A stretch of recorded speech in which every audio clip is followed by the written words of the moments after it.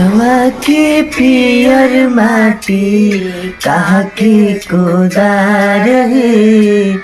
कहवा के पियर माटी कहाँ के कोदार है। कहवा के साथ सुहागिन माटी कोड़े जास है। कहवा के साथ सुहागिन माटी कोड़े जास है। पियर माटी सुन के कोदार है।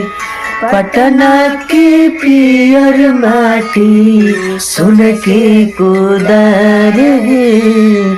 छपरा के साथ सुहागिन माटी कोड़े जास है।